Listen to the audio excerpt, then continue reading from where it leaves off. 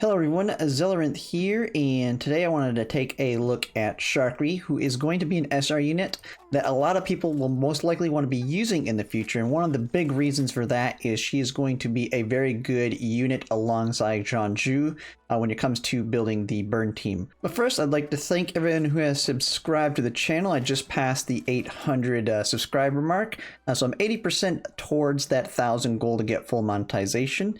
But if you like my content, if you could like, comment, and subscribe, it really has helped quite a bit. Once I hit that 1,000 mark, I'm looking at doing something big, whether it be a big poll video or something else live stream wise. So we'll kind of see when we get to that point, but thanks for everybody for subscribing. Alright, so for Sharkry, first thing we want to take a look at is our passive skill, and then that'll kind of show us why she's such a good unit, and then look at some of the other core burn members in the burn team and why she'll be really good with them. And so we look at her passive here. We have at the start of action gains 1 point of Confectance Index, and then when overburn is applied to an enemy target gains 1 point of Confectance Index, and critical rate against targets with overburn is increased by 20%. So overburn is going to be a very core part of her kit, and getting it applied to them is going to be very good for building up those Confectance Index. And so the first unit I want to take a look at right after her, that we will be looking at next on my order is going to be Helix here.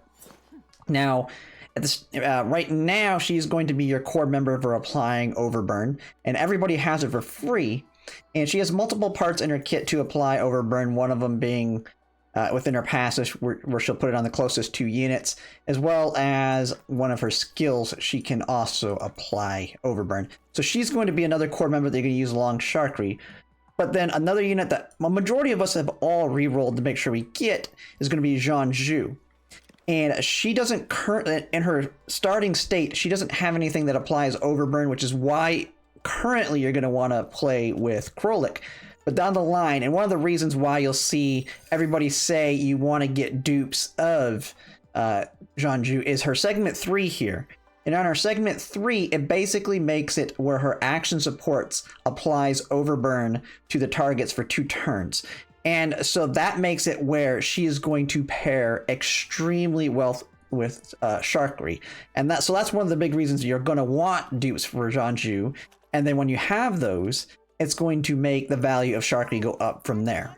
And so we look at her skills here. I mean, we got her basic attack, which pretty much everybody has pretty much the same thing here. 80% of her attack to the enemy. Her range is 8 here and does stability damage of 2.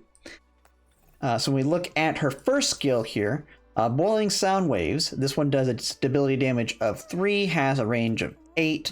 So this one selects one enemy target within 8 tiles, applies overburn for 1 turn, and deals burn damage equal to 140% of attack to them if their user is under the effects of Zoom In.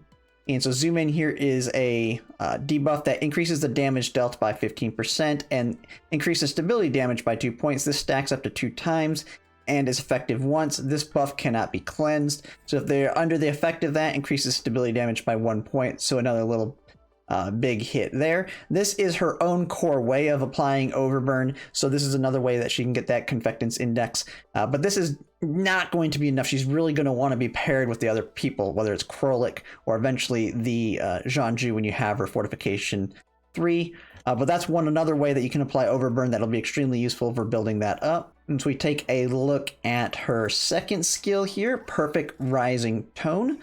So this one has a stability damage of 3, selects one enemy target within 8 tiles, dealing physical damage equal to 150% of the attack to them. This unit gains Zoom In, so this is one that's going to apply that debuff that you want for her first skill. So this is a way to apply it to them. And so you'll want to cast this before you cast skill 1. If the target is inflicted with overburn, applies 2 stacks of flammable. And what flammable does is when the taking burn damage increases the stability damage taken by 2 points, and the attacker recovers 2 points of stability index. Each time burn damage is taken, 1 stack is consumed, maximum 2 stacks. This is considered a burn debuff. So this is just another way to take a lot of stability damage to enemies. And that's one thing that she's going to be really good for your teams, is just knocking down that stability so that you can get them into the broken state. And so before the attack, charges the damage type applies 2 stacks of flammable, but before attacking, it changes her physical attack to being burn damage. So it makes it where she's now doing burn damage. And since she's going to be part of a core burn team, you're going to be fighting people that are weak to burn element with this team. And then we'll go ahead and take a look at her ultimate here. And so this one is gains 1 stack of zoom in and 1 instance of extra command. So this will just give that zoom in buff there, as well as giving her the ability after doing it that she can now cast another skill. So with that, she can just immediately go straight into casting the skill that requires that zoom in. And so you can kind of see with her core kit here, a big thing that she is all about is doing that stability damage. But that's not everything when it comes to the kit, because she actually has some really good fixed keys. So when we take a look at her neural helix here, so the first one we'll go to is the one on the top. It's kind of the standard you see with all units, where Devilish Whisper, this one gives 3 points of Confectance Index at the start of battle. That's a nice little key that can be used if you're wanting to get that boost right at the beginning. But the big thing that makes her really good is the fixed key on the 2-3 at the bottom here, thermal feedback. And this is when an enemy target within range is affected by overburn, perform 1 instance of wise support, dealing physical damage equal to 80% attack and 2 points of stability damage to them. This can be triggered up to 3 times per turn. Now, if you think about that, wise support here is basically a support attack. It basically makes her work similar to Qiongjiu. Now, it's a little bit more strict on the requirements, as in they have to have that overburn state. But remember, Krolik can do that for her to get those Y supports. So you can have it where she does a damage, and then Qiongjiu comes in there with her own damage there. So she's able to follow up with Qiongjiu, and you can do a lot of single target damage pairing her up with them. And then when you eventually have Qiongjiu to her Fortification level 3, which is the main reason you want to push up her dupes, is this specific one, you can just pair her with Qiongjiu, and then as Qiongjiu does her attack, and then she'll just immediately come back right after that. So, and this adds that extra 2 points of stability damage, so you're just breaking them even quicker. This key is absolutely mandatory, and you should always have it on her if you are using her. When we get to the other keys here, we have the fixed key Deadly Allure. At the start of this unit's action, if there is an enemy unit with overburn on the field, gains Blazing Assault 2, increases attack by 15%. This is considered a burn buff.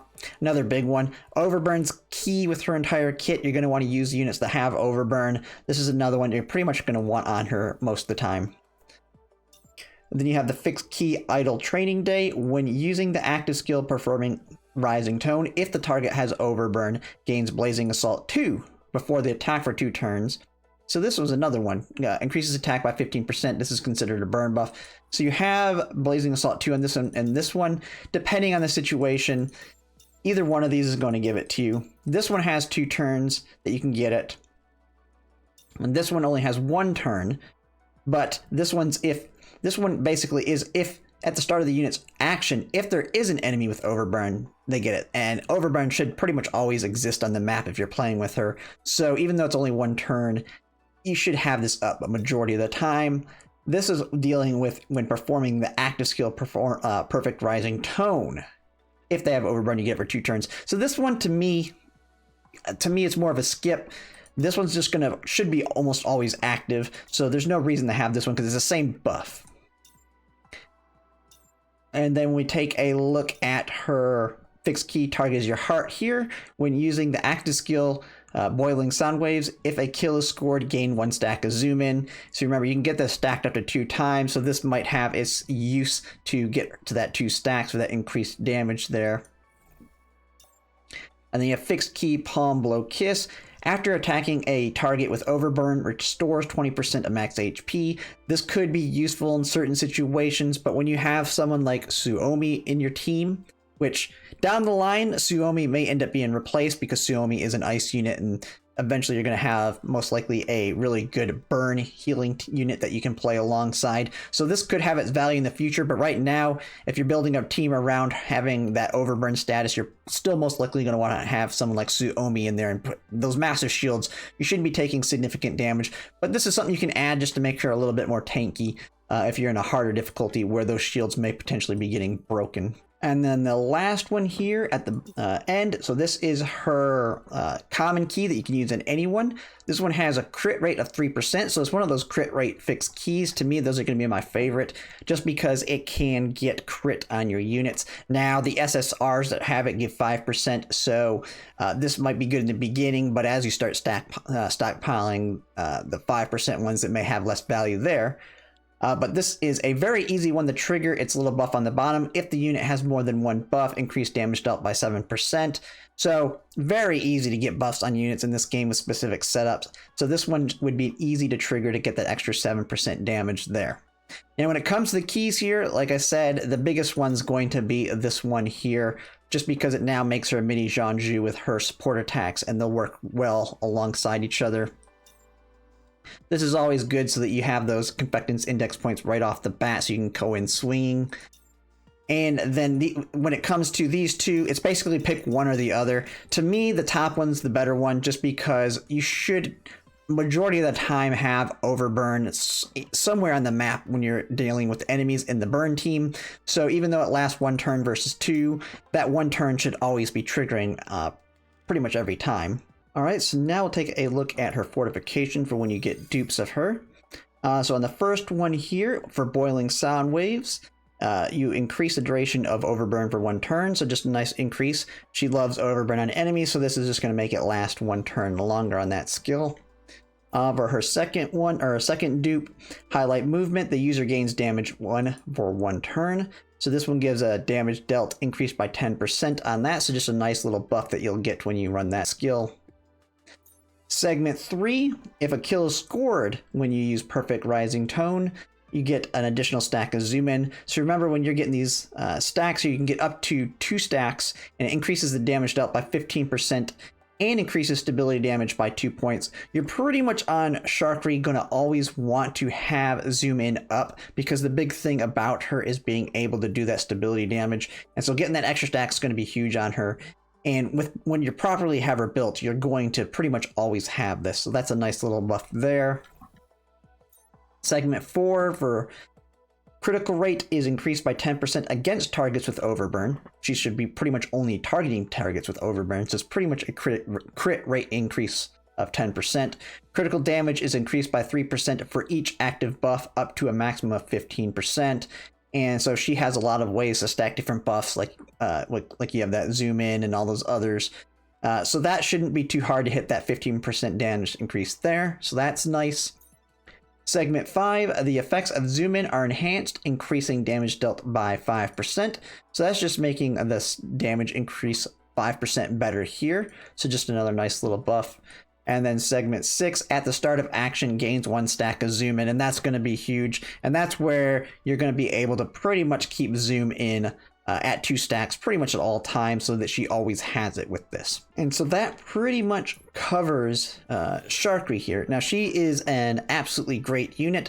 Only reason I haven't built her yet is because I've been basically just running the SSR units that I have, the full team of Tololo, Qiongjiu, Mozen, and Suomi. But as we get to that end game really hard content with the bosses, you're going to want to start focusing on specific weaknesses, and once that is needed, I'm going to be looking to having a fire team against fire weak enemies, which means we're going to bring in someone like Sharkry and Prolix so that I can apply that overburn, and then now I can have a double action support coming from both Sharkly and Qiongjiu, just annihilating the enemy, because they both have extremely good single target damage. Now, I mean, her big negative is she's just like Qiongjiu, a very single target damage heavy dealer. So she's not going to be able to deal a lot of AoE damage. She's not going to be shooting multiple enemies. But with her and Qiongjiu together, they're just going to annihilate boss targets, especially when they're weak to fire. But yeah, that pretty much covers a Sharkly. If you like my content, if you could like, comment, and subscribe, it really helps. And thanks for watching.